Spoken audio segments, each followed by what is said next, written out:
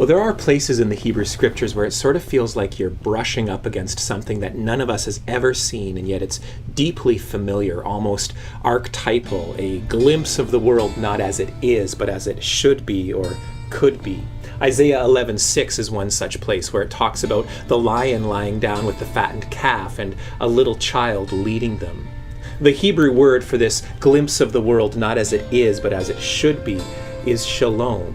The word simply means peace, but it means more than just the end of conflict.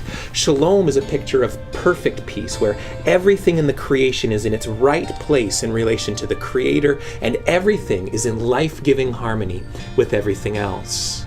The concept of shalom is a helpful way into one of the most difficult, but also one of the most beautiful books of the Bible, a collection of very sensual love poems known as the Song of Solomon. Because you can't get very far into the Song of Solomon before you start to catch glimpses of shalom, pictures, that is to say, of the creation flourishing with wholeness and delight. This is actually part of the artistry of the song itself. The joy the lovers find in one another's arms is matched by descriptions of the creation itself, joyfully flowering all around them. They embrace, and suddenly the winter is over and blossoms are bursting open across the earth. They come together, and suddenly the air is trembling with dove song and dripping with flower fragrance, with shalom.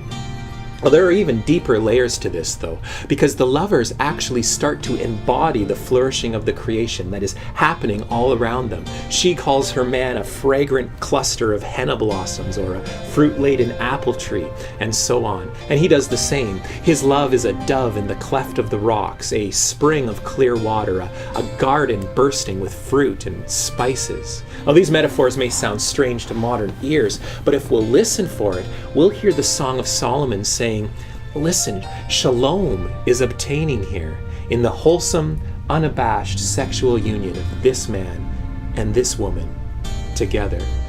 Well, this connection between shalom and sex is built right into the names of the lovers themselves. The lover, for instance, is an idealized portrait of King Solomon, the all-wise king from whom the Song of Solomon takes its name.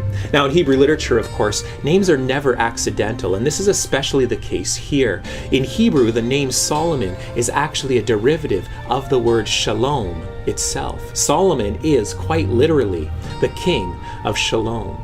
Well, the beloved is simply called the Shulamite, but this is no accident either. In Hebrew, the name Shulamot is a feminine derivative of Solomon. The Shulamite is, quite literally, Solomon's girl. That is to say, she is the queen of Shalom. Well, no wonder the creation is bursting with life all around them as these two consummate their love. This is Mr. and Mrs. Shalom themselves coming together, and their union not only fits into the puzzle picture of God's shalom, but like a final missing piece, it actually completes it. Well, the point here is that sex, when it is experienced and enjoyed according to the Creator's design for it, sex actually promotes and contributes to shalom in the world.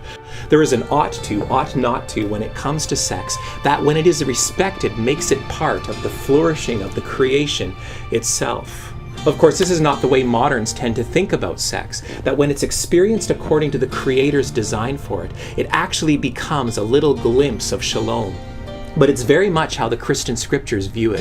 And it's why the scriptures treat sexuality so carefully, because it is part of the Creator's plan for a flourishing creation.